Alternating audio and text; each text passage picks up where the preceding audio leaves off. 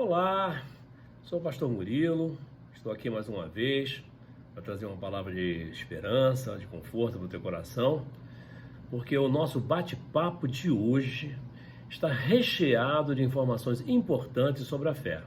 Por isso, eu vou dividi-lo em 2 episódios. Amanhã, volto à nossa sequência do tema sobre a fé. A Bíblia afirma que a fé vem pelo ouvir e ouvir pela palavra de Deus.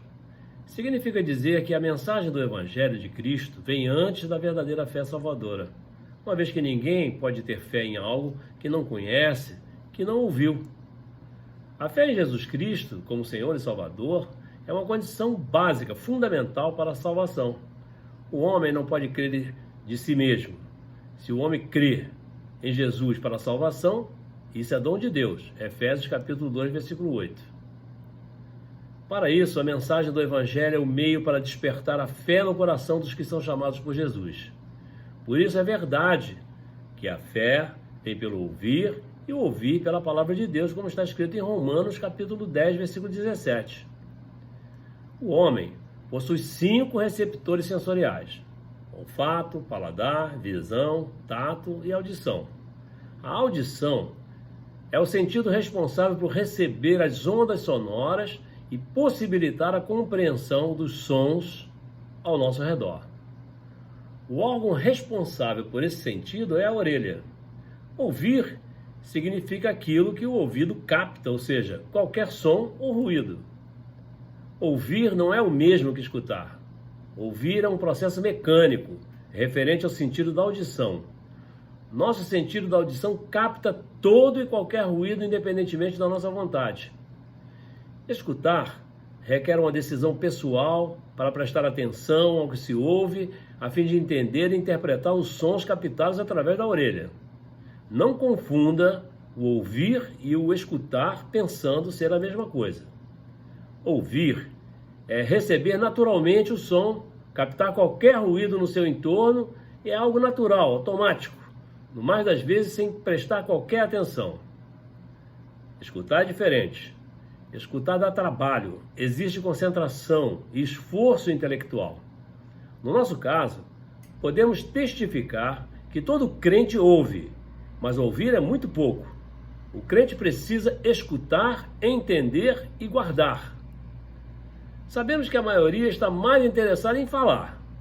A maioria está perdendo a capacidade de escutar e compreender o que Deus está comunicando e alertando.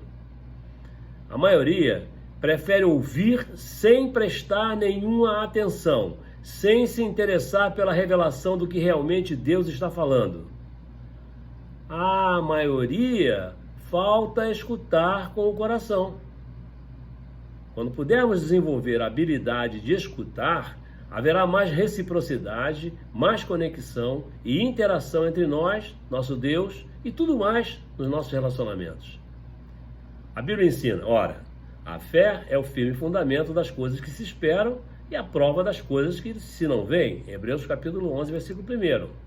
E diz mais, sem fé é impossível agradar a Deus, pois quem se aproxima de Deus tem de crer que Ele existe e recompensa os que o buscam verdadeiramente. Hebreus capítulo 11, versículo 6. Muitos acreditam em Deus porque foram ensinados desde criança. Mas Deus quer que os verdadeiros adoradores creiam que Ele é real, que Ele existe e que nos ama. A Bíblia deixa claro que necessitamos de esforço para nos aproximar de Deus. Só assim podemos conhecê-lo de verdade. E está escrito, chegai-vos a Deus e Ele chegará a vós. Tiago capítulo 4, versículo 8. Não basta ouvir a palavra de Deus, você necessita escutar. Só assim você desenvolverá fé em Deus. Você precisa ouvir e escutar para entender, aprender e praticar o que a Bíblia ensina sobre Deus.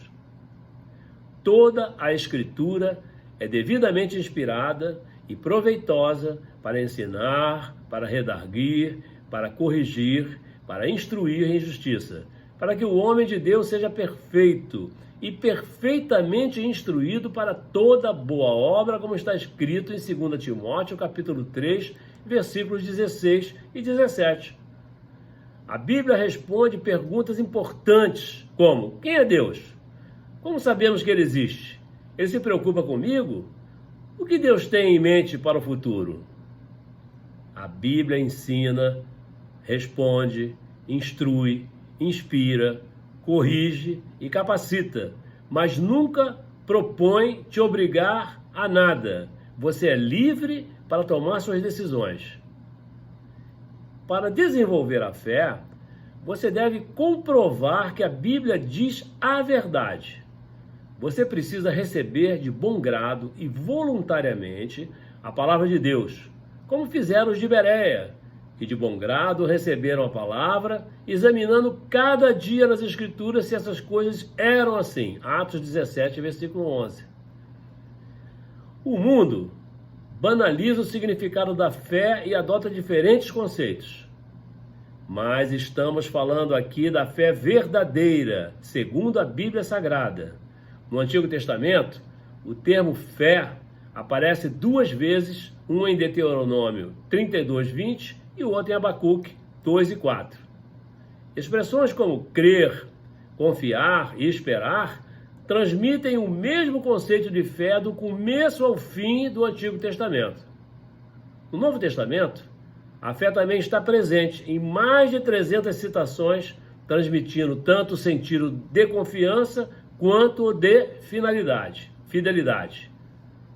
A fé foi um tema central da Reforma Protestante. Por isso, a Igreja Reformada se empenhou muito em estudar o que é a fé bíblica e destacou aspectos importantes da fé. A Reforma Protestante foi um movimento ocorrido no século XVI na Europa e dividiu a Igreja entre católicos e protestantes.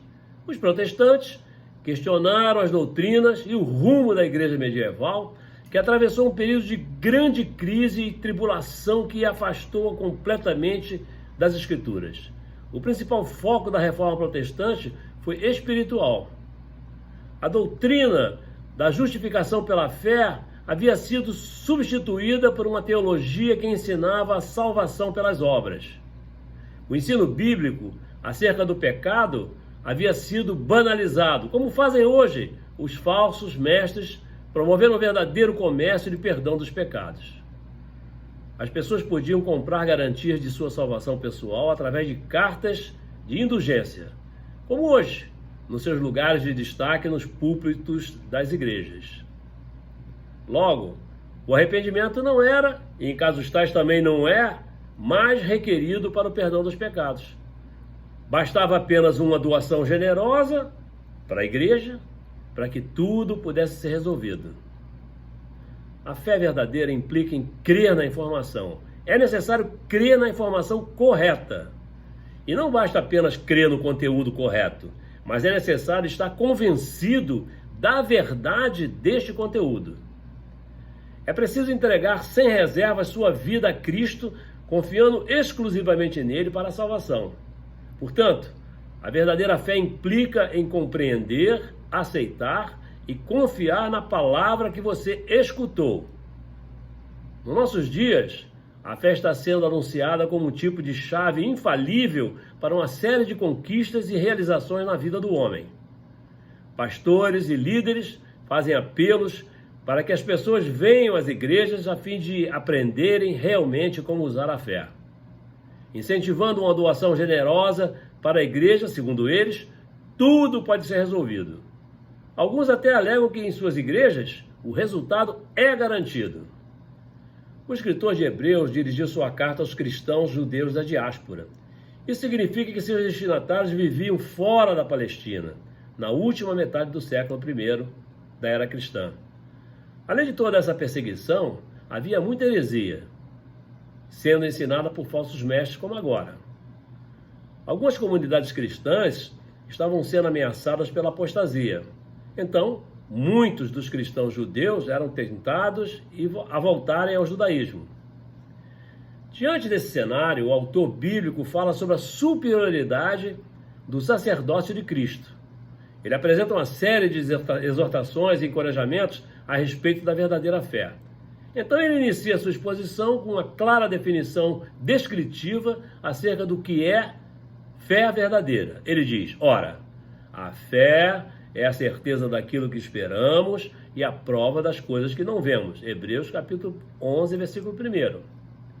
Em Hebreus, encontramos uma lista de pessoas e seus exemplos de fé. O escritor aborda primeiramente os homens que viveram no início da civilização. Desse período ele menciona Abel, Enoque e Noé. Depois o escritor cita alguns exemplos da era patriarcal, tais como Abraão, Sara, Isaac e Jacó. Em seguida, ele continua sua exposição falando de Moisés e aborda de forma geral alguns exemplos dentro da história do povo de Deus. No versículo 32 de Hebreus 11, o autor admite que lhe faltou tempo para considerar todas as pessoas que foram exemplos de fé no Antigo Testamento. Então passa a citar de forma geral vários ícones da fé. Em cada exemplo destacado é possível encontrar vários personagens que consagraram sua fé para a eternidade. A fé revelada nos planos de Deus dá certeza das suas promessas. Na pequena frase do versículo 1, o escritor de Hebreus ensina que somente a fé permite enxergar o futuro. Está escrito: certeza daquilo que esperamos. Não se trata de convite para projetarmos uma série de aspirações como garantia de que se concretizarão, como querem fazer crer esses falsos mestres da atualidade. Pelo contrário, é por meio da verdadeira fé que temos certeza das promessas de Deus e confiamos em seu poder. Podemos dizer que pela fé somos alimentados pelas promessas de Deus. É através da fé que temos a prova das coisas que não vemos. A fé nos dá a certeza de que Deus cumprirá suas promessas, porque ele não é homem para mentir, como está em 1 Samuel capítulo 15, 29. O escritor de Hebreus mostra que é pela fé que entendemos as obras e os propósitos de Deus. Nenhum homem esteve presente quando Deus criou o universo. Em um diálogo com Jó, o próprio Deus perguntou: onde estavas tu, Jó? 38:4. Quando Deus criou todas as coisas, ninguém foi seu conselheiro.